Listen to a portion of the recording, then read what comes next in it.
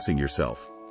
If you feel like you have to walk on eggshells around someone, or if they always tear you down, I have one word for you.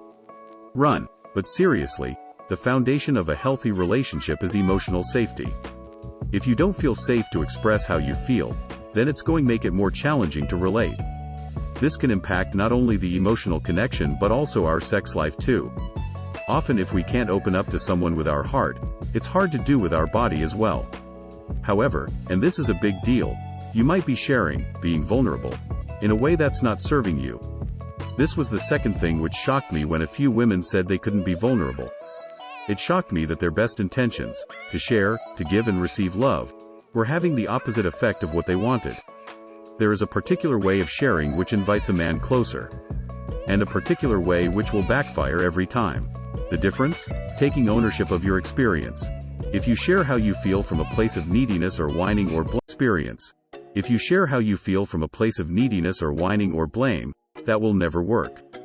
If you share how you feel from a place of expressing your truth in the moment, that will wake a man up.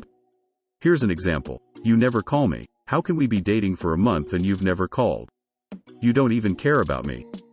Versus, I feel kinda anxious because I do not feel as connected to you as I'd like. I love getting to know you, and I admire what you have to say, plus it gets me excited. I want to give you plenty of space, and I also want to feel our connection getting deeper and deeper. Would you be able to call me sometime this week? That would feel so good. I'd be excited. It does take more effort to communicate in a way that's vulnerable and gives a man space to step up. In the example I shared, it took about double the number of words. But wow, will that save you time down the road? If he said, "No, I won't call you," or said, "Sure," but never did, then you'd have useful information on how committed and interested he is. It does take more effort to communicate in a way that's vulnerable and gives a man space to step up.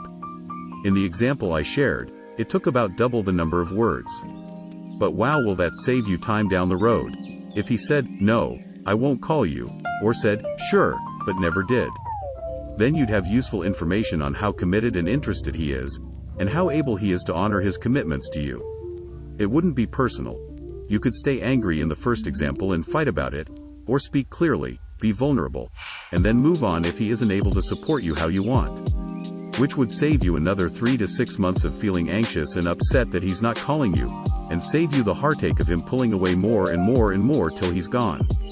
Does this make sense? If you're not sure how to open up and share more in a way that draws him closer, if you've attracted men who don't value you, who don't protect you, or if you're ready to learn a better way to express yourself, then relating through vulnerability is key.